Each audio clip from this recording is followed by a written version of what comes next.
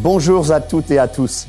Je suis très heureux d'être avec vous. Je suis Freddy de Coster. Notre ministère est aux États-Unis et nous voyageons beaucoup de par le monde pour annoncer la bonne nouvelle de l'évangile de Jésus-Christ. Je voudrais que nous puissions remercier et prier beaucoup pour toute l'équipe de InStudio, de enseignement.com. Je peux vous dire qu'ils sont extraordinaires. Ils font un travail des plus formidables. Et en collaboration avec World of Grace, notre ministère qui est basé aux États-Unis, qui signifie un monde de grâce, eh bien, nous sommes heureux de vous présenter sur plusieurs sessions, un thème qui est très important et qui me tient à cœur, et je vais vous en dire plus dans quelques instants, qui est celui de la santé financière et de la guérison financière.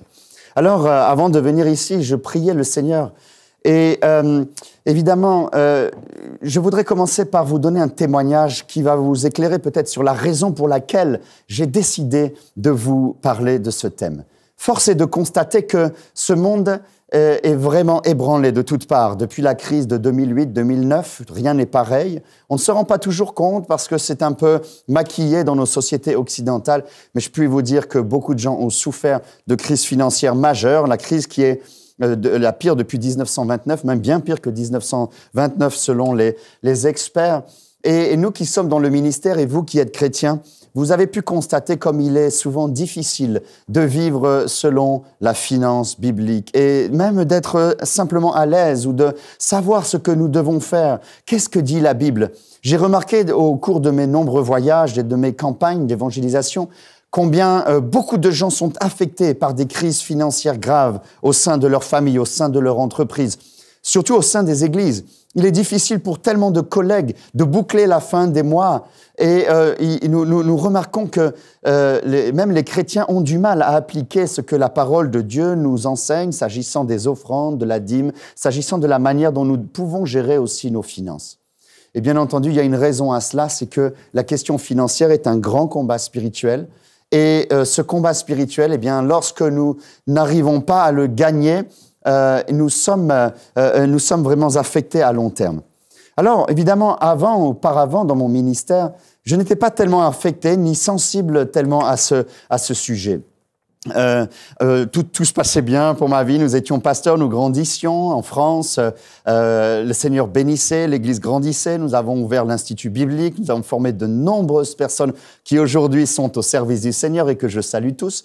Et puis en même temps, dans notre église, on avait des équipes formidables, des gens qui ont ému mon cœur pendant des années tellement leur dévotion, leur engagement pour servir le Seigneur était grande. N'était pas simple. À l'époque, on était souvent, il y avait beaucoup de résistance au niveau du gouvernement, que sont les évangéliques, etc.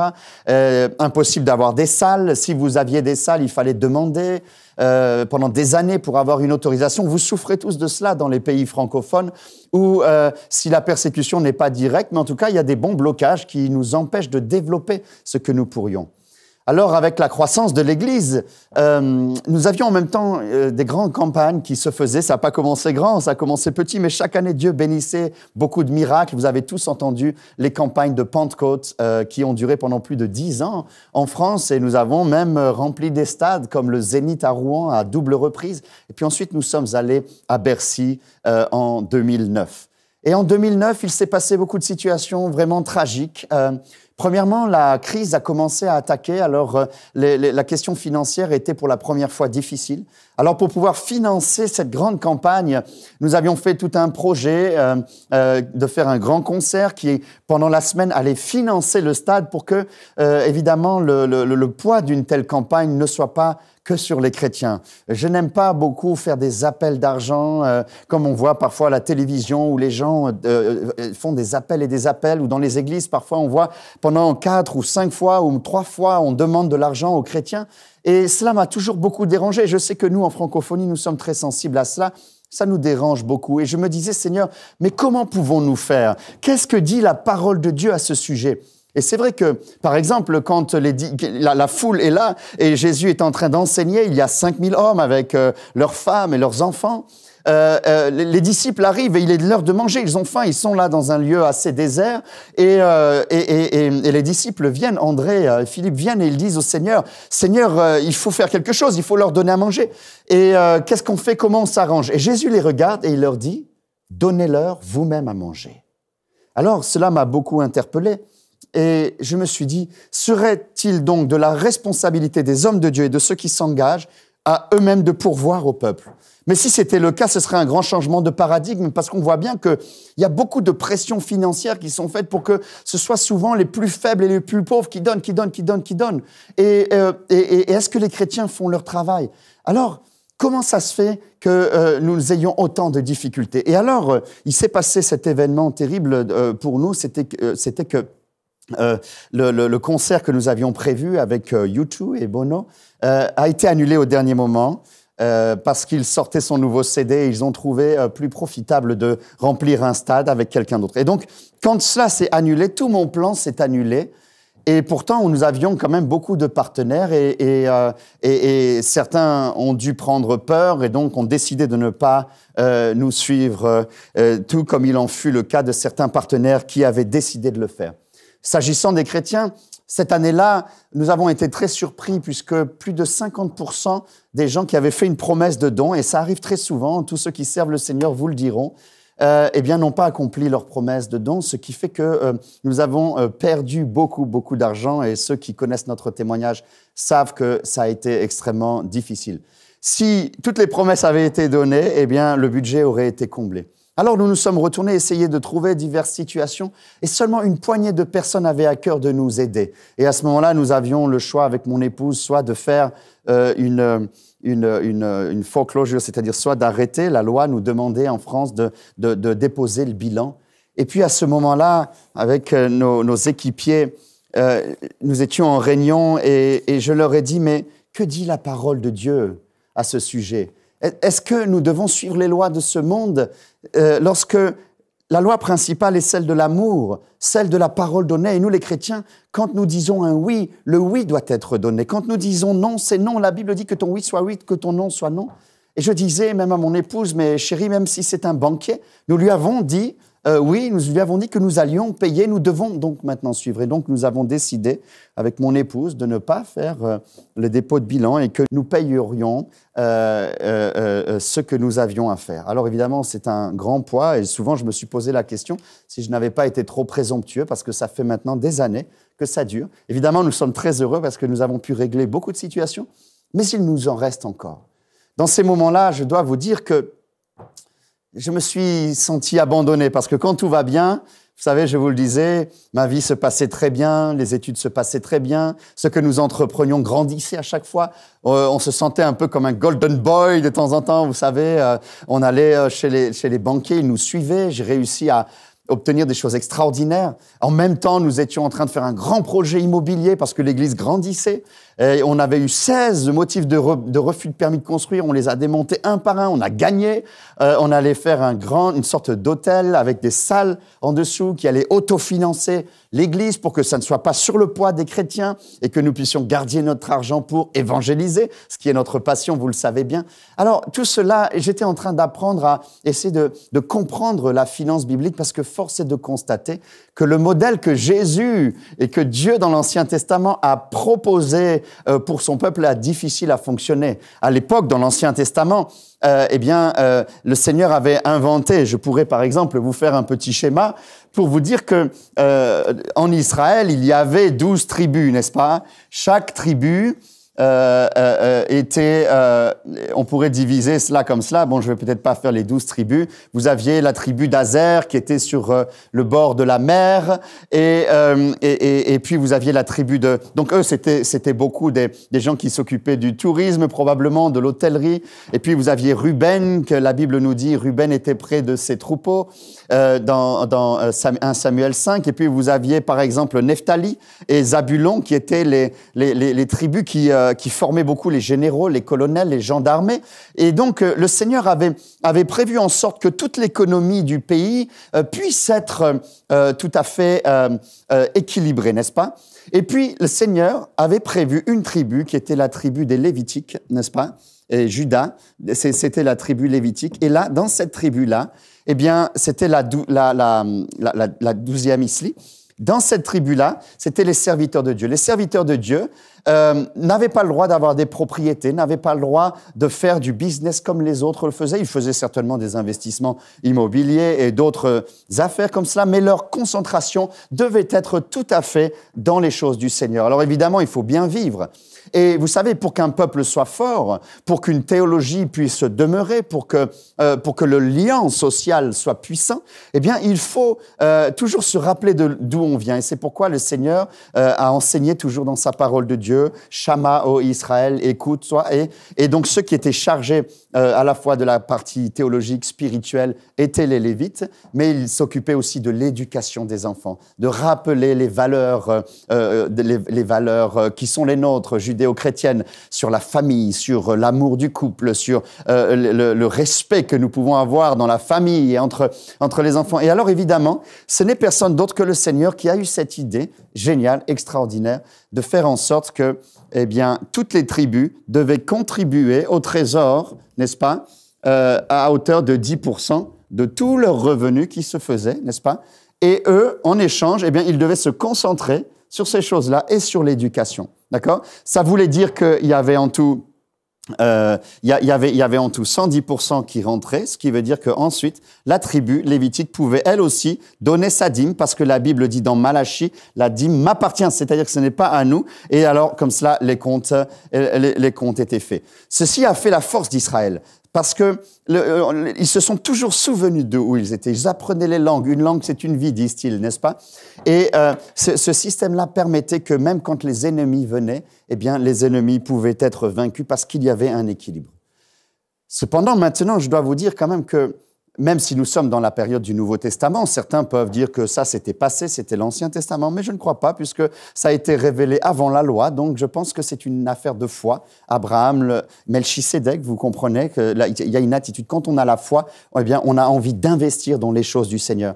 Et vous savez maintenant que vous soyez pour ou contre, ou que vous pensiez que c'est plus que la dîme, c'est 90% et vivre avec 10%, cela vous appartient. Mais si on commençait déjà par la base, n'est-ce pas, de ce que le Seigneur nous a enseigné, ce serait déjà une bonne chose, parce que j'aimerais vous dire quelque chose. Moins de 3 à 5% des chrétiens aux États-Unis, par exemple, donnent leur dîme dans leurs églises. Et en Europe, c'est parfois beaucoup pire.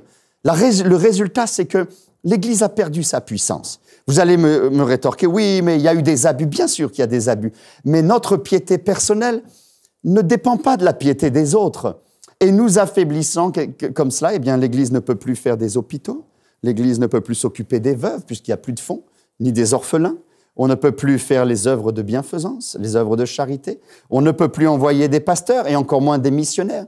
Il y a 100 ans, c'était une gloire pour chaque famille que de soutenir un missionnaire. Maintenant, quand vous faites un appel pour des missionnaires, nous, je peux vous le dire, parce que nous essayons d'en faire, c'est extrêmement difficile. Et alors, finalement, j'ai été vraiment beaucoup interpellé dans ma vie à ce sujet. Mais l'explosion, les grandes difficultés que nous avons eues à Pentecôte, la décision que nous avons prise avec mon épouse de pouvoir essayer d'assumer nos responsabilités, ont provoqué un effet domino que nous n'attendions pas. Certains de ceux qui étaient avec nous n'ont pas compris notre position, et nous les respectons, et nous comprenons qu'ils n'aient pas compris. Et ils ont décidé, dans ce cas-là aussi, de s'opposer à nous sur les autres projets que nous avions.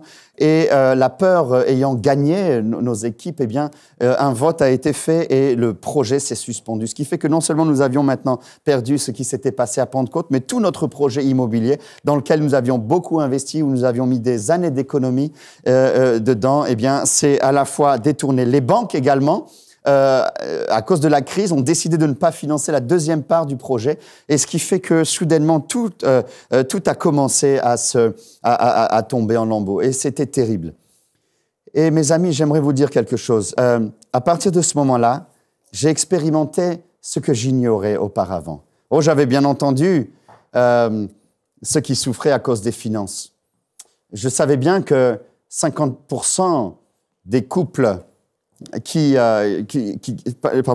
couples qui se disputent une fois par semaine à cause des problèmes d'argent ont 2 fois plus et probablement 4 fois plus de chances de divorcer que de ceux qui ne se chipouillent qu'une fois par mois sur les problèmes financiers. En tant que pasteur, nous avions rencontré tellement de situations dramatiques. Mais vous savez, ça, vous encouragez les gens, vous donnez des conseils, mais pour nous, ça allait bien. Nos investissements fonctionnaient bien, nos œuvres grandissaient, comme je vous le disais, ça allait bien, ça allait bien. Mais là, maintenant, tout est détruit. Un jour, on voit arriver les huissiers qui nous menacent. « Vous êtes qui? De Coster ?» Et ils commencent à nous parler comme si nous étions des chiens. Les enfants qui étaient là, « Papa, c'est qui ?» Ils commencent à nous menacer, ils commencent les lettres qui viennent. On apprend un nouveau vocabulaire, les ATD, les OTD, c'est-à-dire les saisies immobilières. Pour quelques dollars, euros, parfois en négatif, les banques commencent à nous mettre tellement de frais. Et soudainement, alors que nous aurions pu régler la situation beaucoup plus vite, nous voyons que ça s'emballe et ça s'emballe. Si bien qu'à un moment donné, pour juste pouvoir survivre, nous avons dû faire un crédit à la consommation. Mais les crédits à la consommation, les seuls qu'ils vous donnent, les Cofidis, etc. Allez-y, c'est formidable, etc. Vous disent-ils la publicité extraordinaire, ça va vous aider. Mais une fois que vous êtes pris dans un taux d'intérêt qui est incroyablement difficile. Et puis quand les choses ne vont plus, quand vous ne pouvez plus ouvrir la bouteille de champagne pour les invités, eh bien vous êtes de plus en plus seul. Quand vous appelez au téléphone, tiens, on se voit là, ben tu sais, je suis occupé. Soudainement la solitude qui vient nous voir. Je me souviens, ça s'est aggravé. Je me souviens qu'à un moment donné, j'ai dû cacher les jouets des bébés et des enfants dans la forêt. Tellement, nous ne voulions pas qu'ils prennent cela. Nous voulions être justes à la fois, mais en même temps, il faut survivre. Comment allons-nous faire? Et puis, en plus, boum, d'autres attaques viennent. Nos locataires ne payent plus. Soudainement, même nous avons du mal à payer tous les mois. Et puis, n'ayant plus maintenant... et puis, voilà, en plus, il y avait cet effet domino. Donc, l'entreprise s'arrête. Nous ne pouvons pas construire les projets que nous avons. Et nous devons maintenant payer d'autres choses. Alors, cette fois-ci, c'est l'IRS. Et puis, la TVA qui s'accumule. Nous avons essayé de faire une entreprise pour essayer de vivre, n'est-ce pas, puisque nous étions dans un moment difficile.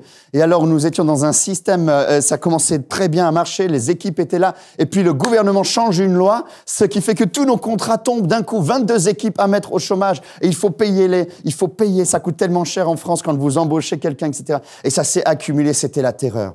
Pendant ce temps-là, je travaillais nuit et jour à éteindre les incendies. Les privés qui nous avaient aidés, les personnes âgées ou les gens qui avaient mis aussi, qui voulaient investir pour l'œuvre de Dieu, qui nous avaient prêté, disaient « Pasteur, s'il vous plaît, aidez-moi, qu'est-ce que je peux faire ?» Et moi, mon cœur était déchiré. Je disais « Mais attendez, je vais vous payer dès que possible. » Et je criais au Seigneur, « Seigneur, comment faire ?» C'était terrible, c'était terrible. Alors nous avons réglé beaucoup de situations. Dieu nous a fait grâce, nous avons reçu des dons, des gens nous ont aidés. Mais ça ne suffisait pas.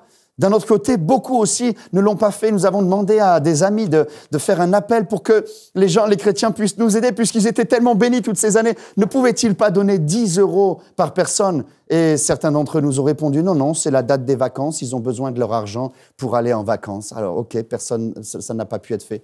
Ensuite, notre situation a été terrible, des faux témoignages ont été montés de toutes pièces. Un site a commencé à faire valoir toutes ces choses. Et là, maintenant, non seulement nous avions les problèmes financiers, mais là, nous avons vécu la trahison. Nous avons vécu les insultes. Une fois, pendant une journée, plus de 1000 insultes. Les gens nous traitaient d'escrocs, de méchants, de voleurs, que nous avions voulu faire perdre la maison des gens. Nous pleurions nuit et jour. Ma femme se cachait dans les armoires pour pleurer, pour que les enfants ne voient pas. Et puis devant les enfants, nous essayons toujours de leur montrer quand même ce beau côté de la grâce du Seigneur qui continue.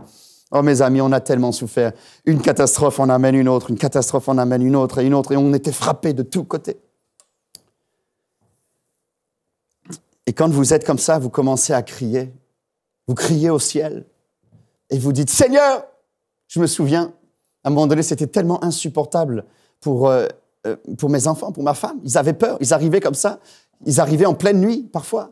Une fois, 3 gaillards, je n'étais pas là, arrivent comme ça, ils tambourinent à la porte. Ils font peur à ma femme, vous allez voir ce qu'on va vous faire, etc. Nous avons décidé avec mon épouse qu'ils partent pendant quelques semaines en Argentine, voir ses parents pour qu'elle puisse souffler, n'être pas dans la terreur du jour et la souffrance de la nuit, et que son lit ne soit plus une piscine baignée, remplie par les pleurs de la souffrance et de l'injustice. Et moi, je travaillais nuit et jour, j'essayais de reconstruire une entreprise, mais comment pouvez-vous faire quand vous n'avez pas de capital? Certains amis nous ont aidés, mais d'autres, nous n'osions même plus leur téléphoner. J'allais dans une pastorale, j'étais peut-être comme une persona non grata. J'avais l'impression que avoir un problème financier parce que nous avons essayé de nous battre pour sauver des âmes était le pire des péchés dans nos pays. Il aurait mieux fallu peut-être, je ne vais même pas citer les péchés qui me viendraient dans la tête. Et là, peut-être que l'Église nous aurait pardonné plus facilement, mais celui-ci était impossible. Il s'agissait de quelque chose de tabou. Il s'agissait d'un problème qui était insupportable pour les gens. Alors, quand j'étais ici dans cette situation, j'ai crié à Dieu. Pas de réponse. Je criais la nuit, je pleurais, je disais, Seigneur, m'as-tu abandonné? Pas de réponse. Je priais je priais le matin, pas de réponse. J'ouvrais la parole de Dieu. Je me souviens, pendant cette année, je n'étais que capable de faire Job. Pendant presque 1 an, je n'ai lu que Job. Et je m'identifiais à Job, évidemment. Et puis en même temps, j'essayais de garder ma foi. Parce que quand c'est comme ça, vous doutez de tout. Et je disais, mais le Seigneur m'a abandonné. Et pendant longtemps aussi, j'étais incapable de me pardonner moi-même.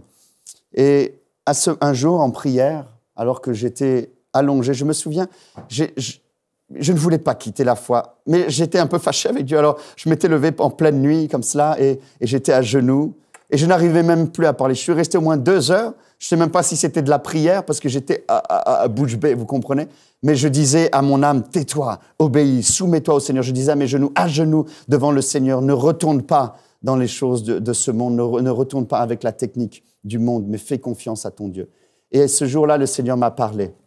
Et il m'a dit, vous, les pasteurs, les évangélistes, vous parlez que Jésus est vivant.